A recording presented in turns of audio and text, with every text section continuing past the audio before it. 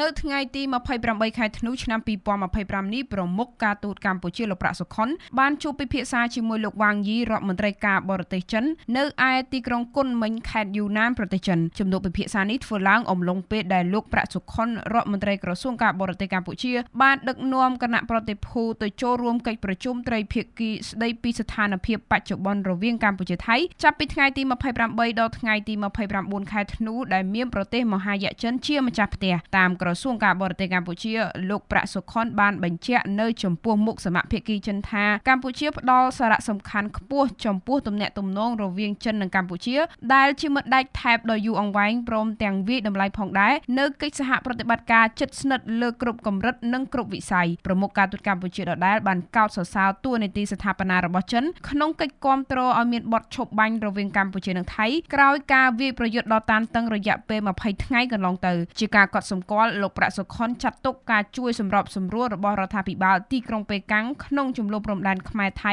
ថានឹងអាចជួយរកសន្តិភាពយូរអង្វែងដល់ភាគីជម្លោះសូមជម្រាបជូនថាជំនួបដែលមានចិនជាអ្នករៀបចំនៅពេលនេះធ្វើឡើងក្រោយពេលដែលកម្ពុជានិងថៃបានឯកភាពលើបទឈប់បាញ់ជាបន្ទាន់មួយចាប់ពីម៉ោង12ថ្ងៃត្រង់ថ្ងៃទី27ខែធ្នូឆ្នាំ2025ម្សិលមិញអំឡុងពេលនៃកិច្ចប្រជុំពិសេសលើកទី3របស់គណៈកម្មាធិការព្រំដែនទូតកម្ពុជាថៃភ្លាមក្រោយកិច្ចប្រជុំពិសេសនោះរដ្ឋមន្ត្រីការពារជាតិកម្ពុជាលោកទាសីហាបានថ្លែងថាយោធាកម្ពុជាទាំង18នាក់នឹងត្រូវដោះលែងឲ្យត្រឡប់មកកម្ពុជាវិញប្រសិនបើបទឈប់បាញ់ត្រូវបានអនុវត្តពេញលេញក្នុងរយៈពេល72ម៉ោងដោយឡែកខណៈពេលដែលកម្ពុជាថៃនិងចិនកំពុងជួបពិភាក្សាគ្នារដ្ឋាភិបាលទីក្រុងប៉េកាំងតាមរយៈឯកអគ្គរដ្ឋទូតលោកវ៉ាងវិនបិននៅថ្ងៃទី28ធ្នូនេះបានផ្ដល់ជំនួយបន្ទាន់ដល់ជនភៀសកម្ពុជាទាំងជាង60ម៉ឺននាក់ដែលកំពុងភៀសខ្លួននៅតាមតំបន់ព្រំដែនកម្ពុជាថៃតាមសារលើបណ្ដាញសង្គម Facebook ផ្ទាល់ខ្លួនលោកវ៉ាងវិនបិនបានបង្ហាញការស្វាគមន៍ចំពោះបទឈប់បាញ់រវាងកម្ពុជានិងថៃ